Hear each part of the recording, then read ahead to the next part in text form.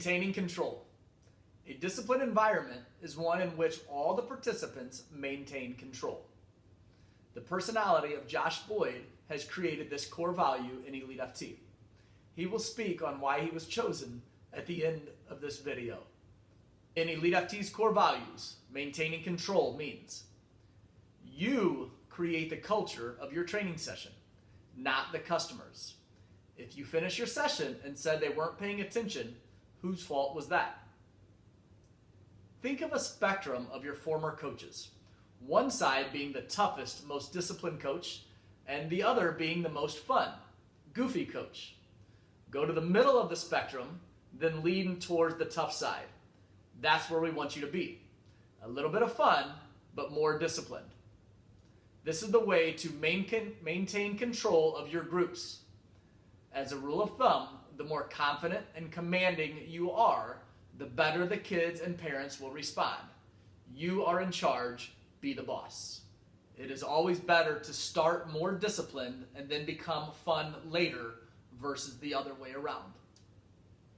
Always do the right thing even when no one else is watching. You maintain control and the athletes will follow. Coaches should always keep their cool even when athletes are acting up. Demand eye contact and silence when you speak. Athletes should not be moving their ball or messing with their shin guards while you are speaking. Challenge the athletes to work hard and give everything they have. Keep the athletes active throughout the sessions with minimal standing still. Short leash. If there is an athlete who has a behavior problem, keep them on a short leash, which means say their name often and keep them close to you, especially when you are speaking. Disciplining of athletes could include having them run, do push-ups, burpees, star jumps, etc. If multiple athletes are messing around and being disruptive, separate the disobedient athletes into different groups. Coaches should have disobedient athletes stand nearby and remind them of rewards such as being able to play games, scrimmages, etc. Work athletes at a high level, as parents often judge a session based on how tired their athlete is after the session.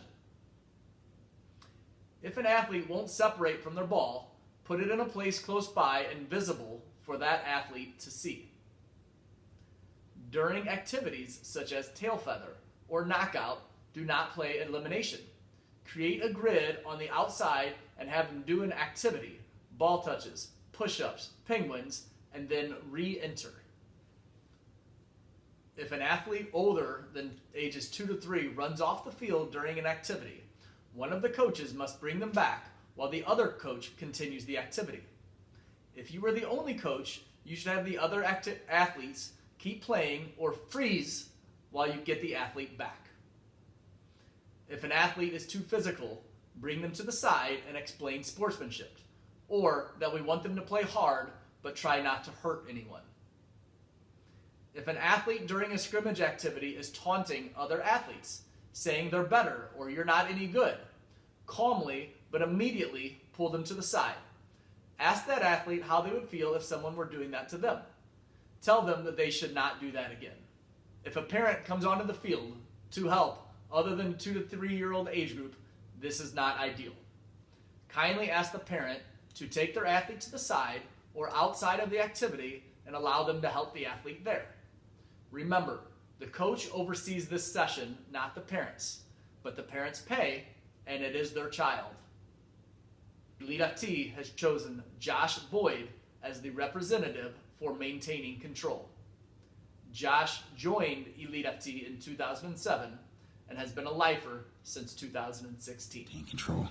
I believe I was chosen to present on maintaining control because of my ability to manage personalities. I also have the ability to cater to each player's needs, to have an understanding that this kid may be a little more hyper, a little more energetic than the other kid.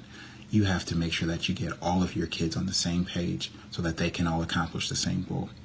We want to make sure that they have fun, that they're challenged, and that they're educated. In doing so, you almost have to make it like a classroom setting. You know, a few kids are going to be rowdy. Some kids are going to be louder than others. Some kids who are just going to look like they're not engaged. That's your job, is to manage those personalities. Get the kids who aren't engaged. The kids that are loud, get them to quiet down. The kids that are running all over the place, you have to get them to be patient and still.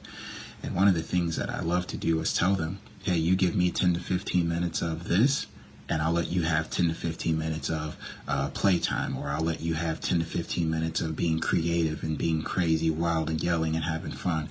And typically that works. So you got to find the balance to make sure that you give the kids what they want, but their kids also have to give you